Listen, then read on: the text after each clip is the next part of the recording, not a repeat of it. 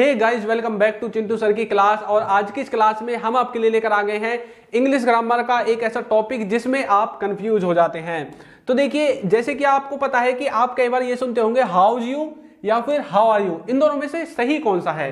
ये जो है आपका हाउज यू, इसका मतलब है कि आप कुछ ऐसा कहना चाहते हैं, है ना, हाउ इज यू, यानी कि आप कुछ ऐसा बोलना चाहते हैं। तो क्या आपने कभी देखा है कि हाउ इज यू, यानी कि यू के साथ आपने कभी इज को देखा है?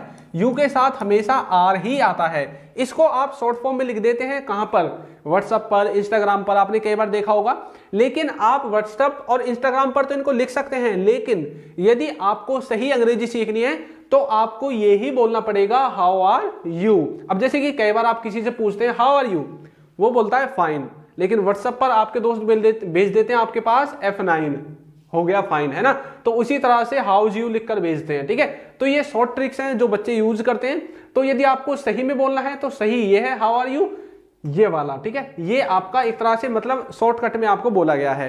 नेक्स्ट देखिए, नेक्स्ट है, अब कुछ लोग इसमें भी कंफ्यूज रहते हैं कि मैरिड के साथ टू लिखें या मैरिड के साथ विद लिखें। अब देखिए, ये बात जो है ना, ये आपकी सिचुएशन पर डिपेंड करती है कि आप अपने सेंटेंस को किस तरह से बोलना चाहते हैं।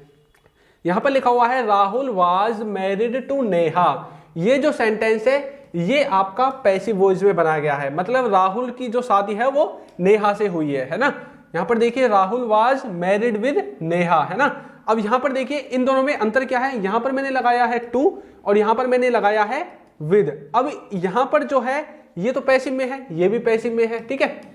लेकिन आपको एक बात तो पता होगी ना कि जब लड़का और लड़की की शादी होती है तो जब विदाई के टाइम पर क्या होता है, लड़का लेकर जाता है लड़की को, यानी कि वो जो लड़की है उसकी शादी उस लड़के से हुई है, ना कि उस लड़के की शादी लड़की से हुई है ना। वैसे तो हुई है, लेकिन यदि हम उसको टेक्निकली देखें तो लड़की की शादी लड़के के साथ होती है और लड़का उसको लेकर चला जाता है।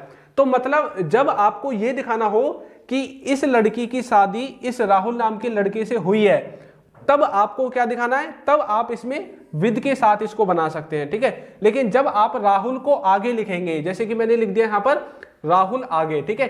अब राहुल को जब मैंने आगे लिख दिया तो अब मुझे विद नहीं लगाना, अब मुझे टू लगाना है। लेकिन जब आप नेहा को आगे लिखोगे तब इसके साथ आपको विद लगाना है, ठीक है। ये बात आपको याद रखनी है। और ये होते हैं पैसिव वॉइस में, ठीक है। पैसिव वॉइस में आपको टू और विद लगाना है। एक्टिव वॉइस में आपको ना तो टू लगाना है ना विद लगाना है।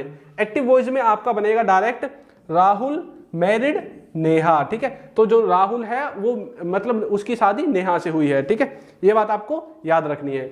आगे देखिए, एक और जिसमें बच्चे कंफ्यूज हो जाते हैं वो है ड्यूड और मैन।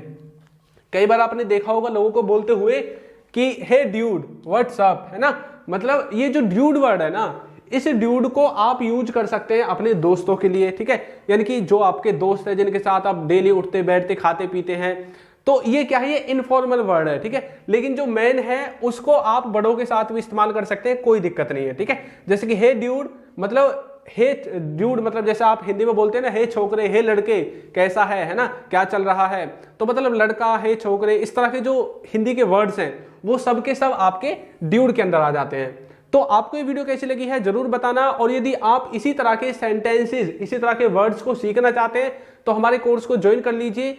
उसमें आपको बेसिक से एडवांस लेवल तक स्पोकन इंग्लिश ग्रामर को कराया गया है। तो वो जो है 21 तारीख से लॉन्च होने वाला है। तो चलिए मिलते हैं अपने स्पोकन इंग्लिश कोर्स में। Thank you.